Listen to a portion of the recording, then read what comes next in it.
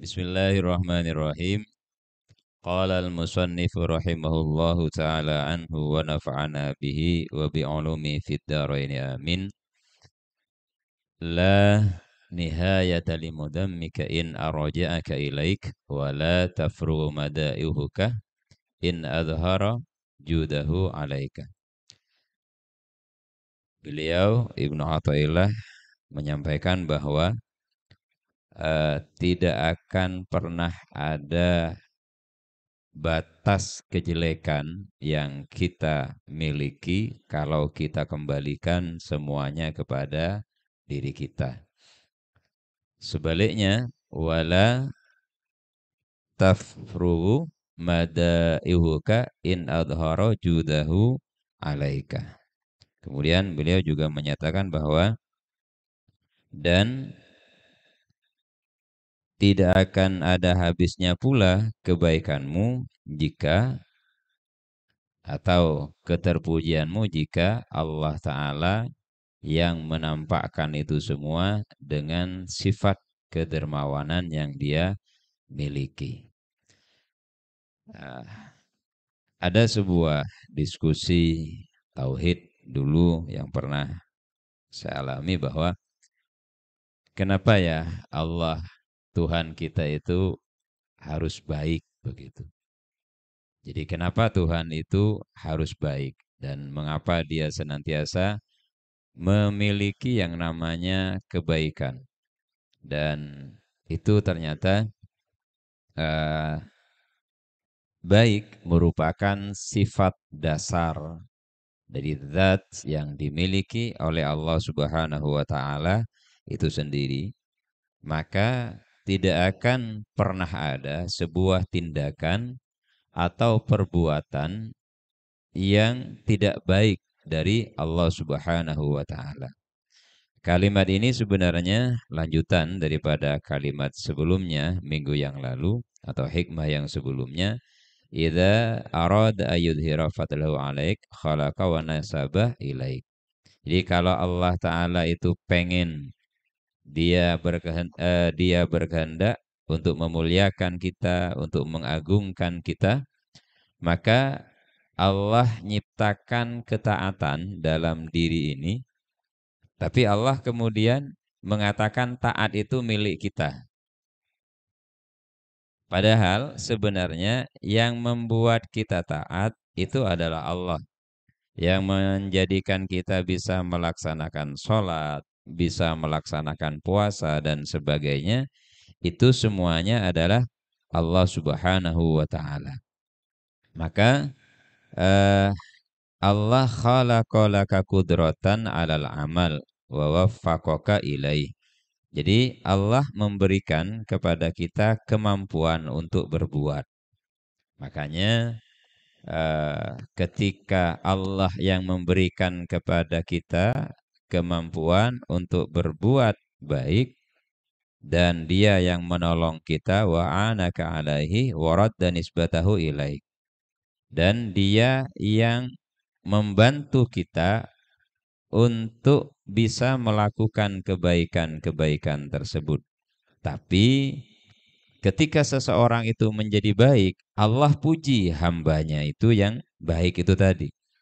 Jadi ketika seorang hamba telah menjadi baik, Allah puji hamba tersebut. Padahal kebaikan hamba ini sebenarnya berasal dari Allah Ta'ala. Contohnya ada seorang alim, ada seorang yang ahli ibadah. Maka ketika di langit, pada saat dia bermunajat, pada saat dia memohon pada Allah Ta'ala, Allah umumkan kepada penduduk langit itu, wahai seluruh penduduk langit, hambaku sedang bermunajat kepadaku, silahkan kalian aminkan. Artinya, kalau pakai persepsi manusia, berarti orang ini istimewa menurut Allah. Allah menjadikan orang ini sebagai yang istimewa, sehingga ketika dia berdoa, yang disuruh amin adalah malaikat. Berarti kemuliaan seorang hamba ini ketika dia diangkat derajatnya oleh Allah Ta'ala, maka derajat itu oleh Allah digambarkan sebagai milik si hamba. Padahal hakikatnya itu adalah milik Allah Subhanahu wa Ta'ala.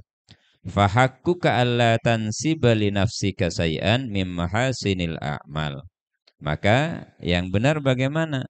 Yang benar adalah kita tidak menisbatkan atau menghubungkan perbuatan-perbuatan baik dan amal ibadah kita itu kepada kita sendiri.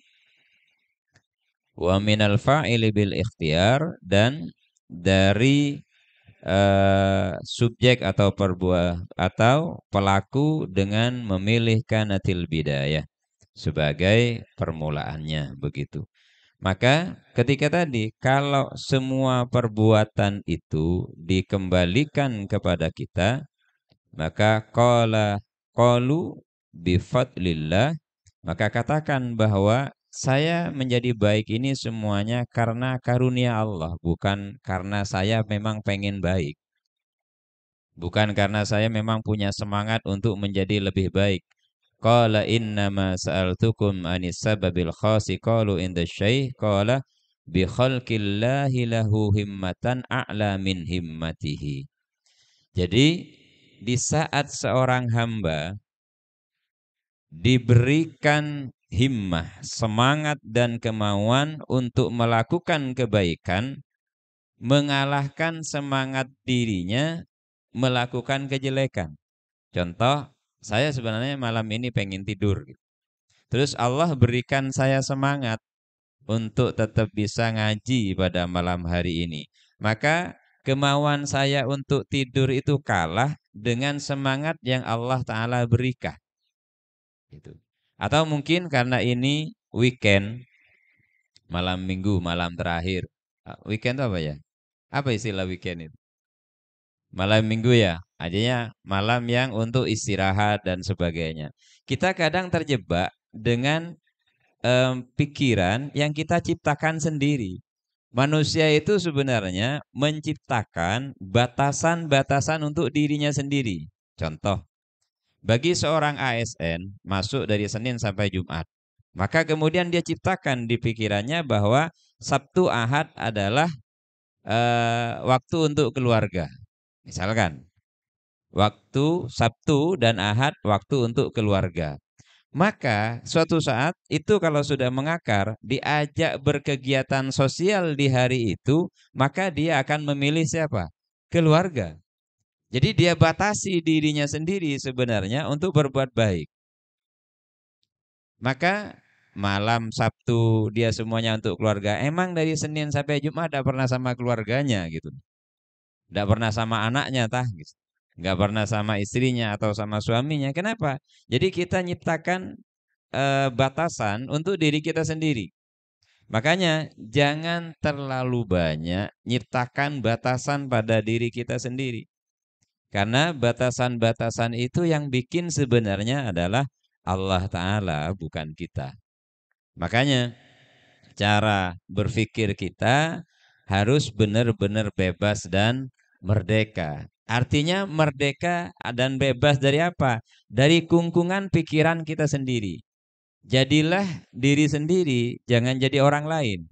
Contohnya, oh kalau saya berpakaian atau saya ambil jurusan sekolah atau kuliah dan sebagainya. Oh, kuliah yang bergengsi itu adalah jurusan kedokteran misalkan. Atau mindset kita bilang bahwa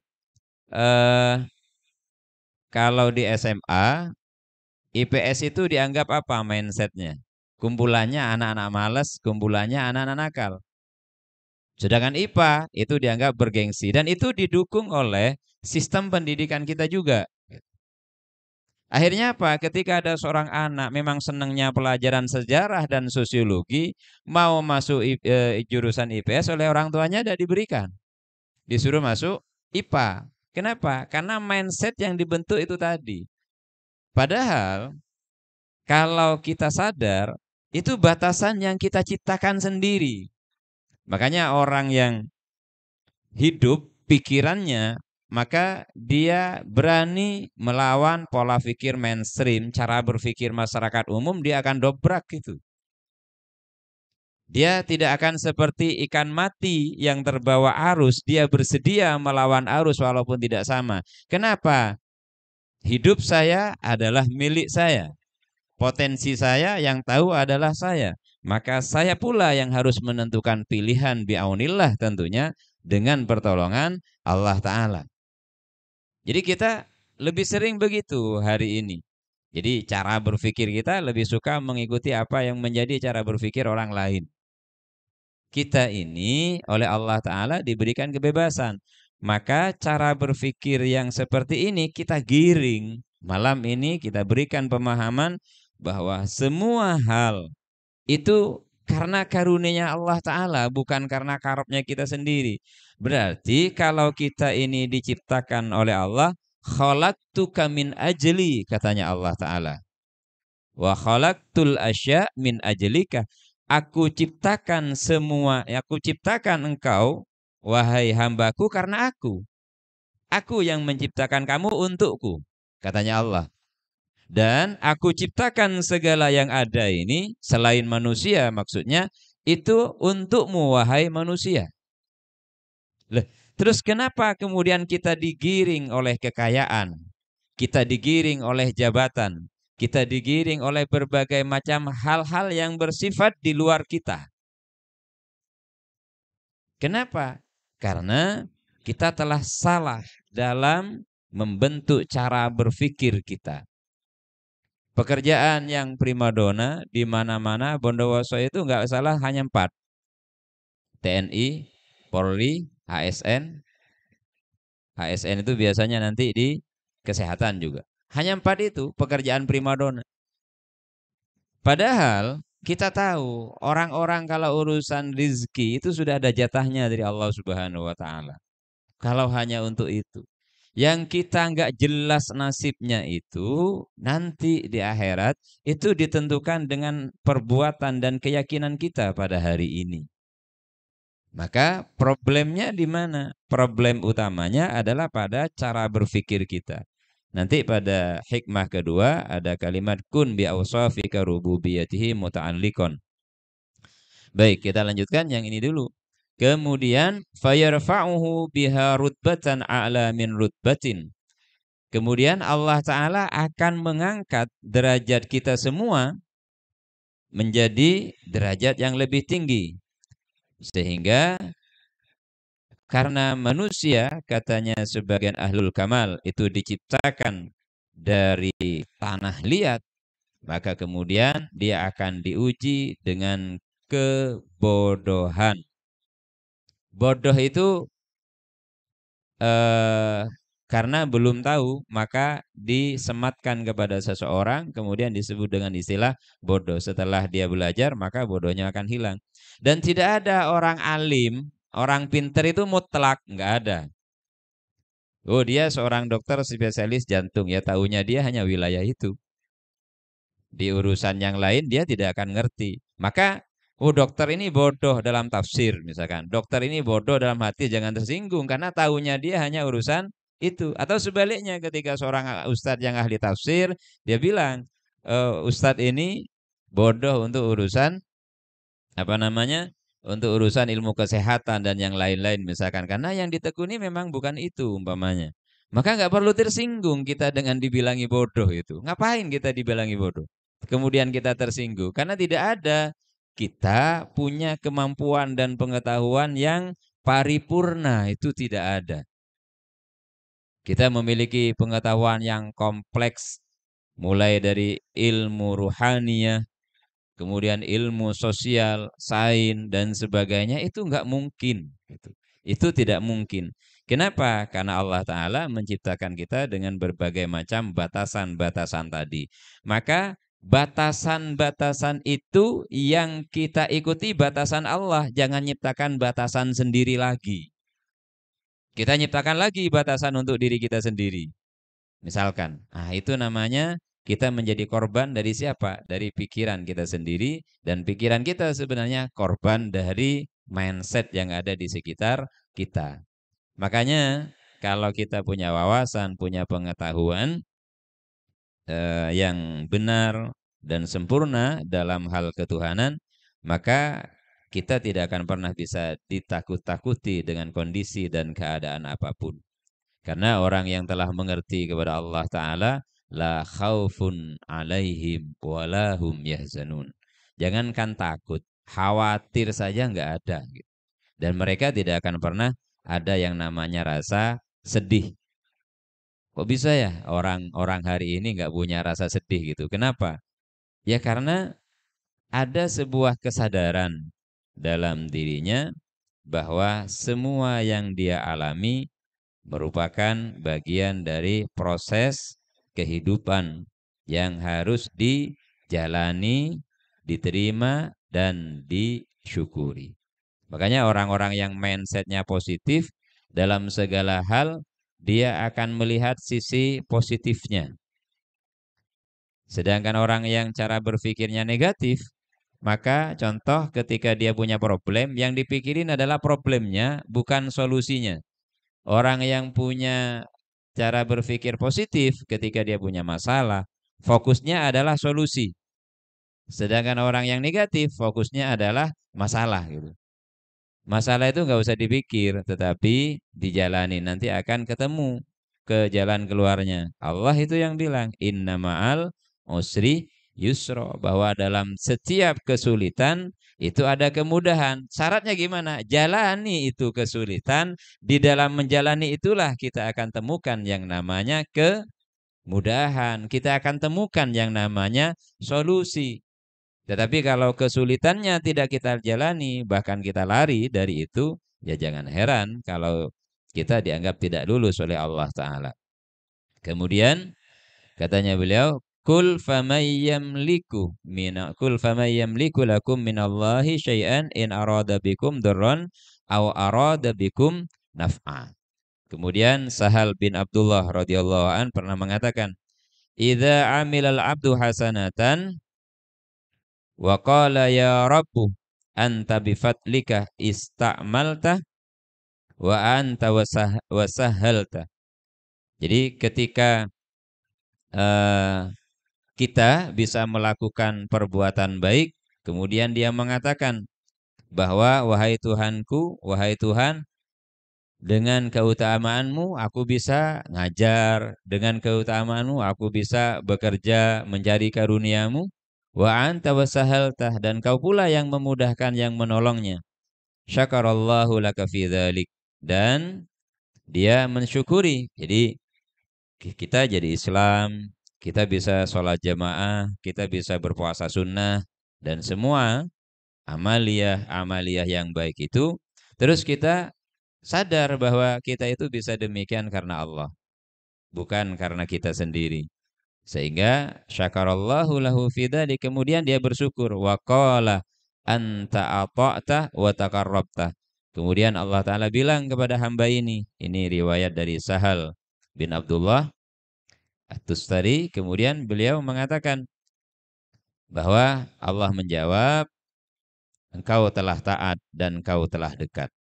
Gitu.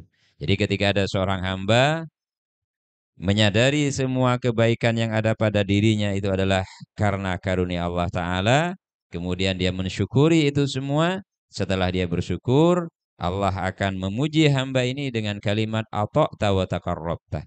Engkau telah taat dan engkau telah mendekat kepadaku.